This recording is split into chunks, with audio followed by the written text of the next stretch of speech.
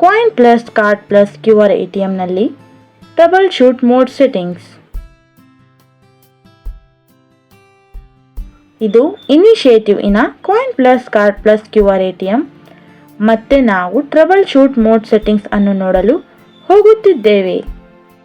ಬಳಕೆದಾರರು ಅವರ user card ಅನ್ನು ATMನಲ್ಲಿ ಪ್ಲೇಸ್ ಮಾಡಿದರೆ ಆಮೇಲೆ ಅವರು ಡಿಸ್ಪೆನ್ಸ್ ಆಗಿರುವ ವ್ಯಾಲ್ಯೂ ಮತ್ತೆ ಅವರ ಕಾರ್ಡ್ ಅಲ್ಲಿ ಉಳಿದಿರುವ ಅಮೌಂಟ್ ಡಿಸ್ಪ್ಲೇನಲ್ಲಿ ತೋರಿಸುತ್ತೆ.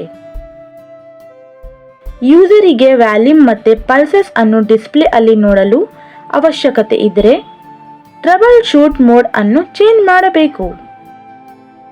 ಎಂಟರ್ ಅನ್ನು ಒತ್ತಿರಿ ಮತ್ತೆ ಅಪ್ ಅಥವಾ ಡೌನ್ ಕೀಗಳ ಸಹಾಯದಿಂದ ಅಡ್ವಾನ್ಸ್ ಸೆಟ್ಟಿಂಗ್ಸ್ ಗೆ ಹೋಗಿ.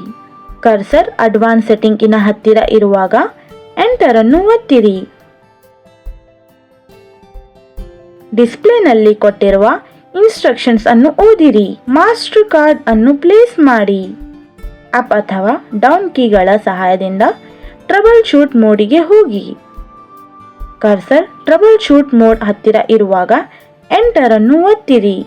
ಡೌನ್ ಬಟನ್ ಅನ್ನು ಒತ್ತಿ ಮತ್ತು ಆಪ್ಷನ್ ಎಸ್ ಅನ್ನು ಬದಲಾಯಿಸಿ. ಸೆಟ್ಟಿಂಗ್ ಅನ್ನು ಸೇವ್ ಮಾಡಲು ಎಂಟರ್ ಅನ್ನು ಒತ್ತಿರಿ. ಇವಾಗ ಡಿಸ್ಪೆನ್ಸ್ ಆಗುವಾಗ ಬಳಕೆದಾರರು ವ್ಯಾಲ್ಯೂಮ್ ಮತ್ತೆ ಪಲ್ಸಸ್ ಅನ್ನು ATM ಡಿಸ್ಪ್ಲೇನಲ್ಲಿ ನೋಡಬಹುದು.